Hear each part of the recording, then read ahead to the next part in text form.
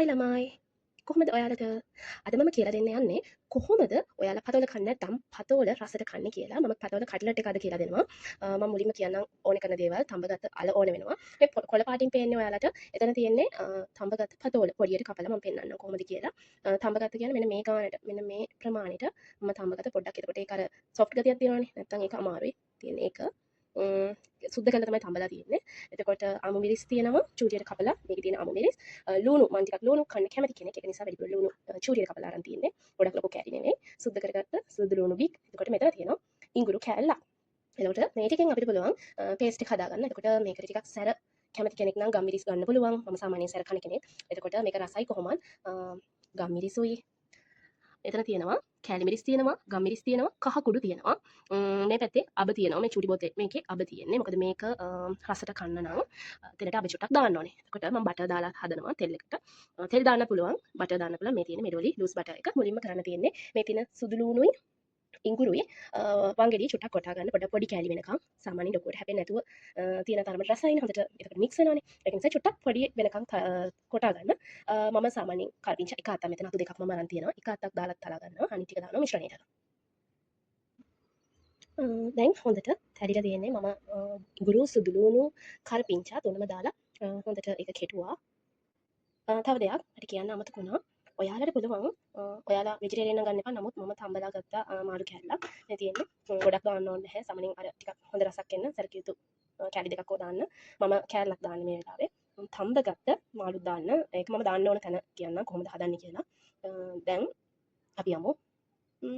කොහොමද හදන්නේ කියලා බලන්න හරි ළමයි මම දැන් මේකට ඇඩ් කරනවා බටර් බටර් මේස හැඳි තුනක් විතර අපි එකතු හරි මම දැන් මේකට බටර් හැලි 3ක් දැම්මා බටර් නැති කෙනෙක් ඉන්නවනේ එහෙම නැත්නම් බටර් එක කැමති නැත්නම් ඔයාලා පුළුවන් මේකට පිටල් පාවිච්චි කරන්න කොල්තෙලුත් හොඳයි මම ආසයි බටර් රස ඒක නිසා මම බටර් දැම්මේ දැන් මම තලාගත්ත ඉඟුරු සුදු ලුණු කරපිංචා ඒ ටික මෙතනට එකතු කරා දැන් මේක ටිකක් බැදෙනකොට ඒ කියන්නේ සුවඳ එනවනේ ඒ සුවඳ එනකොට ටිකක් බැදිලා තියෙනකොට ලුණු ටිකක් මේකටම දාගන්න මොකද ලුණු ටිකක් බැදලා ගන්න ඕනේ සමහරට කට්ලට් එක දැන් ෆ්‍රිජ් එකේ තියලා දවස් ගාණක් තියන් කන කෙනෙක් නම් සමහරට ලුණු වලින් කට්ලට් එක සවුත් වෙන්න පුළුවන් ලුණු චුට්ටක් බැදෙන්න ඕන තේ ඒක නිසා ලුණු ටික මේ වෙලාවට ඇඩ් කරගන්න පුළුවන් ඒ වෙලේ මේ කියන්නේ හදලා කනවා නම් කාලි ඉවර කරනවා නම් ගැටුවක් නැහැ නැත්තම් තමයි පොඩ්ඩක් වෙලා බැදෙන්න තියාගන්න ඕනේ කළු පාට වෙනකම් බැද ගන්න එපා සාමාන්‍යයෙන් රන්වන් පාට වෙනකම් වගේ බැද ගන්න මේක හොඳට කලවම් කරගන්න මොකද නැත්තම් එහෙම ලුණු අල්ලන්න පුළුවන් ඉක්මනටම මේ කර වෙන දෙයක් නේ ඒක නිසා හොඳට බැද ගන්න ඔයාගේ රස විදිහට රස පදමට ලුණු එකතු කරගන්න ලුණු දාලා ඊට පස්සේ ආපහු ටිකක් හොඳට කලවම් කරගන්න ඊට පස්සේ අර මම කිව්වේ තඹලා ගත්ත මාළු කෑල්ල ඒක කටු නැතුව පොඩි කරලා තියාගන්න මොකද ඊට පස්සේ ඒක මෙතනට ඇඩ් කරන්න ඕන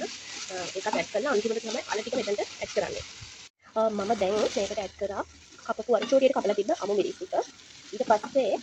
අමු මිරිස් ටික ඇඩ් කරලා හොඳට ඒක කලවම් කරගෙන ඊට පස්සේ දැන් ඇඩ් කරනවා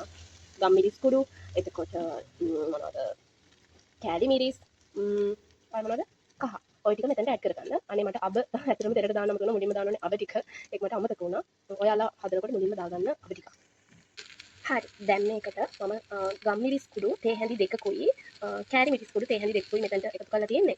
ඔයාලා ටිකක් සැර කන්න අකමැති නම් ඔයාලා අම් මිරිස් වෙන දාගන්න එපා ඒකට ගම් මිරිස් කුඩු අඩුවෙන් දාගන්න සැර කන්න අකමැති කෙනෙක් නම්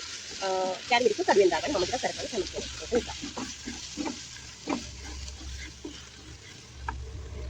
දැන් මේකට අර පොඩි කරගත්ත මාළු ටිකයි එතකොට අල ටිකත් අතින් පොඩි කරගන්න එපා ගෑරපුවකින් පොඩි කරගන්න ඒ ටිකයි මේකට ඇඩ් කරන්න දැන් මේකට මම මුලින්ම ඇඩ් කරා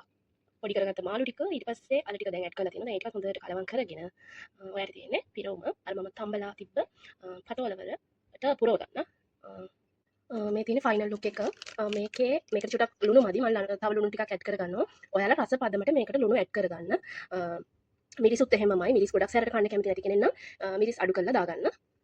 හරි මේ තියෙන්නේ ෆයිනල් ලුක් එක අපේ පේස්ට් එකේ මේ තියෙන්නේ තඹගත්ත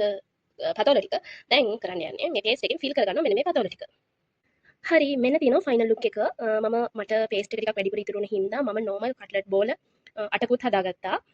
පතෝල කට්ලට්ුත් තියෙනවා අපි බලමු ඊට පස්සේ රස කොහොමද කියලා දැන් මේක කරන්න තියෙන්නේ මේ ටික දිය පිටි වල තවරලා බිස්කට් කුඩු වලත් තවරලා තෙලේ බෙද ගන්න ඕනේ ගැඹුරු තෙලේ බෙද ගන්න ඕනේ දිය පිටි හදන එක ඔයාලා දන්නවනේ ඒකට බිස්කට් කුඩු වල තවරලා නෝමල් ප්‍රොසීඩියර් එක තමයි ඒ ටික මම ෆයිනල් ලුක් එක පෙන්නන්නම් මේ තියෙන්නේ බිස්කට් කුඩු වල දවටලා දිය පිටි වල දවටලා ගත ටික දැන් මේක බෙදලා ගන්නයි තියෙන්නේ ලුක් එක මාරම රසයි. ටෝස්ට් එක කන කෙනෙක්ට සෝස් එක කන්න පුළුවන්. ප්ලේන් ටිකක් හදාගෙන කෑවනම් ආය ඒ තරම් දැනන මාරම රසයි. තව බෙදෙන ගමන් මම මේ පළවෙනි 4 කලරි 5 ගත්තේ. කාලා බලන්න පතෝල කන්න නැති කෙනෙක්ට මේ ක්‍රමය try කරන්න පුළුවන්.